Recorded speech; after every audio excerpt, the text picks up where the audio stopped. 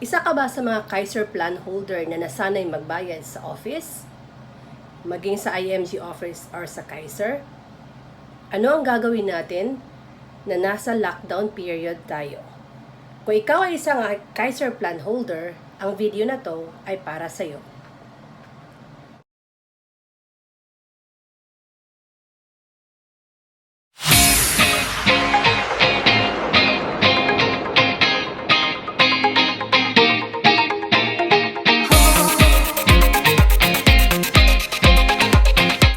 Hello everyone! This is Grace Flores of Simplified Finance at sa video na to, ituturo ko sa inyo kung paano i-upload ang payment natin kung tayo ay nagbabayad through online banking.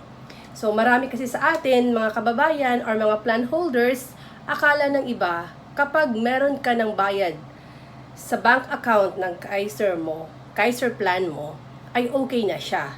Dapat po ay i-upload po natin ito bago po siya mag-reflect sa ating account. Sa panahon ngayon, ang bagong method of payment ay tinatawag nating online. Ito na po ang new normal. So tayo as plan holder, kailangan po nating malaman ano yung mga basic steps in uploading our payment. Before proceeding to the tutorial video of this uploading of our Kaiser payment, let me first give you 3 points bakit kailangan natin gawin ito. Number 1, ang ating pong Kaiser plan ay DIY. Ibig po sabihin, do it yourself. Nung kumuha po tayo ng Kaiser plan, nasabihan po tayo na sa pagbabayad, tayo po ang gumawa nito. Number 2, it's your hard-earned money. Ibig sabihin po, every bayad po natin sa ating Kaiser plan ay nanggagaling po sa ating pawis at sikap. Ibig sabihin din po, huwag natin itong hayaang ma-forfeit. Number 3, it's for your future. Kaya nga po tayo kumuha ng Kaiser ay para po sa pagdating ng panahon na kakailangan na po natin siya ay meron po tayong masasandalan. So, yan po yung mga reason kung dapat kailangan nating matutunan ang pagbabayad at pag-a-upload ng ating Kaiser payment. Let's proceed with our tutorial. So, bago mo i-upload yung payment mo, kailangan nakapag-deposit ka muna ng payment mo, either it's monthly, quarterly, o annual, sa Kaiser account or sa IMG account. So, dapat meron po tayong hawak na validated slip. Kakailanganin po natin itong validated slip na to kasi kailangan po natin yung details kung saan, kailan, at anong oras natin binayad ang ating bayad sa Kaiser plan natin. Sa pag-a-upload, kailangan nyo lang pong pumunta sa IMG Kiosk 2. So, madali lang po. Ang ginagawa ko lang po, punta ka sa Google, type mo lang IMG Kiosk 2. Pag nakita nyo na po yung IMG Kiosk 2, pindutin nyo lang siya or click that one. Ito po yung lalabas sa screen nyo. You will be redirected to the IMG Kiosk 2 portal at kailangan nyo pong mag-login para po makaproceed kayo ng uploading. So let's try. Magla-login po tayo. So for this tutorial video, I asked the permission of my friend kasi in-upload namin yung payment niya na ito yung magiging basis ng ating tutorial para talagang kung paano natin siya in-upload, yun po yung susundan natin. So the next thing that you have to do is just to click the login. And after nyo po maklik yung login, mapupunta naman kayo sa screen na ito. Just enter your agent code at saka yung password and then click login.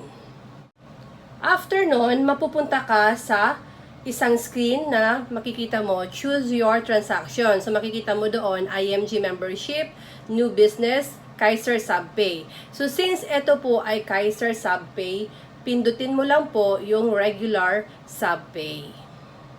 After mo mapindot yung regular Subpay, ito naman ang makikita mo sa screen mo. Okay, so pag nakita mo na ito, pipindutin mo lang yung search and itatype mo yung family name mo para makita mo yung plan mo. So, in this example, we are using Gloria Olais account. So, type natin Olais At makikita mo dyan, scroll mo, lahat ng Olais, ang family name, and just find Gloria. Pag nakita mo na yung hinahanap mong account name, so in this case is Gloria Olais, just click that name. After nyan, mapupunta ka naman sa screen na ito. Okay?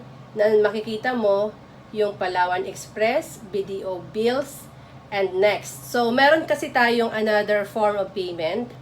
No? It's Palawan Express right now and BDO Bills payment. But for this tutorial video, we will not be teaching you on how to use this payment method. What we are going to teach you this time is kung dinideposit nyo sa account ni Kaiser or sa account ni IMG ang mga Kaiser payments nyo. So, after nyo mapindot ang next, eto naman ang lalabas sa screen nyo. Kung makikita nyo sa screen nyo, nandyan na yung pangalan ng plan holder sa taas at magkano yung babayaran.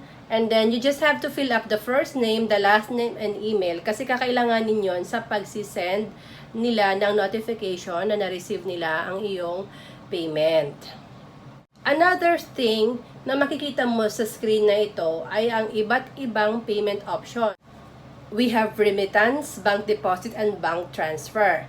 And sa video tutorial na ito, remittance, bank deposit, and bank transfer uploading po ng payment ang ating ginagawa.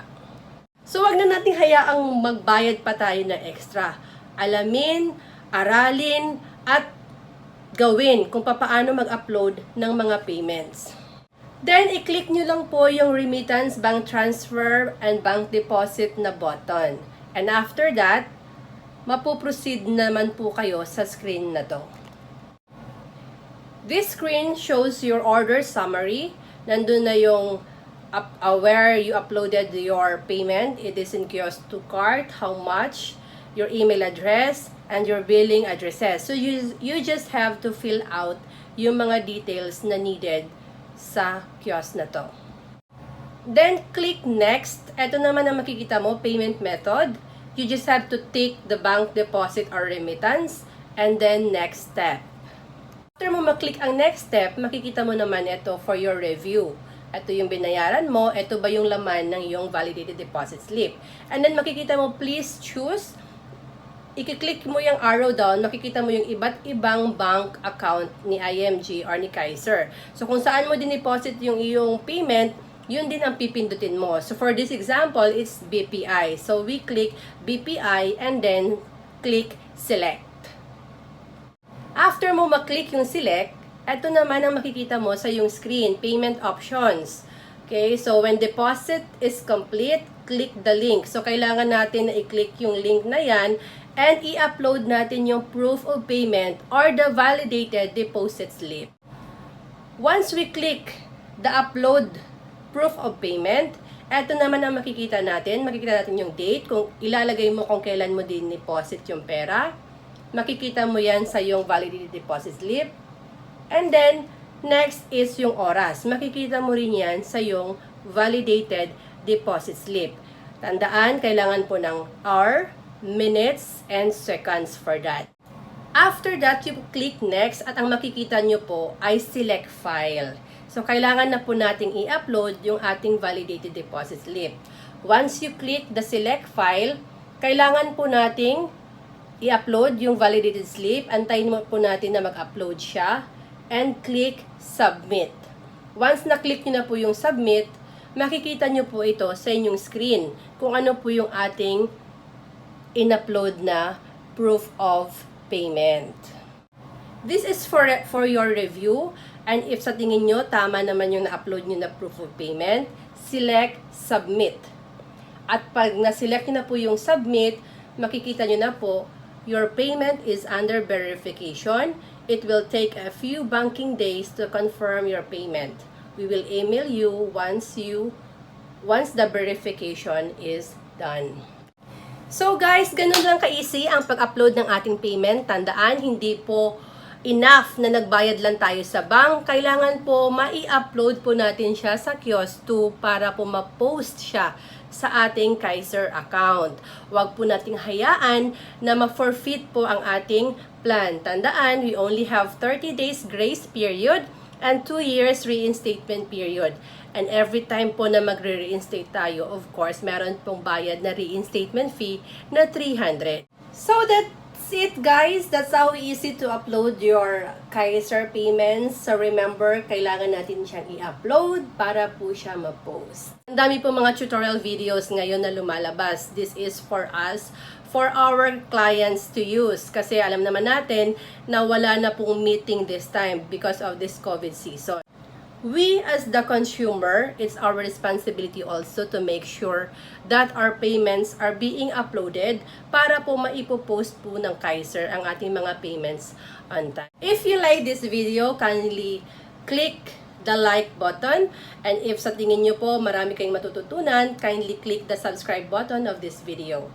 For more tutorial videos like this, you can follow us at our Facebook page, Simplified Finance, or here in our YouTube channel, Simplified Finance.